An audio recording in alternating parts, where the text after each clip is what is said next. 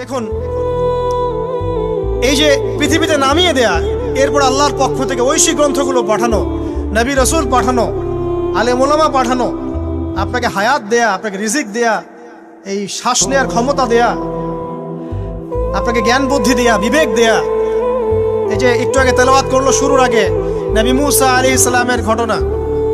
বনু ইসরাইল একটার পর একটা অবাধ্যতা করেই গেছে। আল্লাহ পাক তারপরেও তাদের কাছে নবী পাঠিয়েছেন, নবী মুসাকে পাঠিয়েছেন। ফেরাউনের মতো জালেম শাসকের হাত থেকে বনু ইসরাইলকে আল্লাহ পাক উদ্ধার করেছেন। এটা কি দয়ার পরিচয় নয়?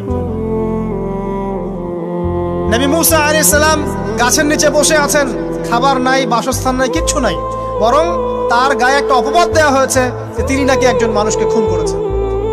অথচ তার ইন্টেনশন সেটা ছিল না। তিনি একটা ঘুষি দিয়েছেন লড়াই থামানোর জন্য, ওই এক ঘুষিতেই সেই ব্যক্তি ডেড। এবার তিনি গাছের নিচে বসে দোয়া করছেন, রব্বি ইন্নী লিমা আনজালতা ইলাইয়া মিন খায়রিন ফাকির। আল্লাহ, আমি নিঃস্ব অসহায় হয়ে এখানে বসে আছি, তুমি আমার উপর তোমার যে রহমত পাঠাবে আমি তার ভিখারি হয়ে বসে আছি। দোয়া করার সাথে সাথেই ওই শুআয়ব আলাইহিস সালামের মেয়ে হেঁটে হেঁটে চলে আসলো। তিনি স্ত্রী পেলেন, তিনি শ্বশুর পেলেন, একজন নবী পরিবার পেলেন, বাসস্থান পেলেন, চাকরি পর্যন্ত পেলেন। 8 বছর তিনি রাখালি করেছেন শুআয়ব আলাইহিস সালামের ফার্মের মধ্যে। দয়া মুহূর্তেই চলে আসবে, শুধু আল্লাহর দিকে অভিমুখী হলেই হয়, এগুলো দয়া। আইয়ুব আলাইহিস সালামের কথা মনে আছে না? দীর্ঘদিন রোগে ভুগছেন, চিকিৎসা হচ্ছে না, ভালো হচ্ছে না, শেফা হচ্ছে না।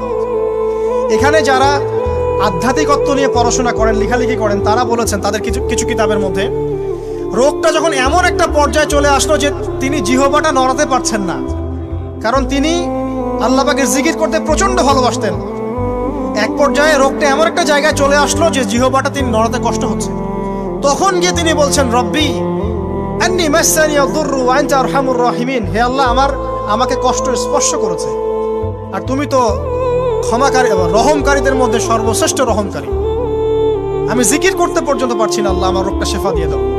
বলার সাথে সাথে আল্লাহ রাব্বুল আলামিন প্রস্রবণ ঝর্ণা তৈরি করলেন, এখানে গোসল করো, শেফা হয়ে গেল। এগুলো কি রহমতের পরিচয় নয়?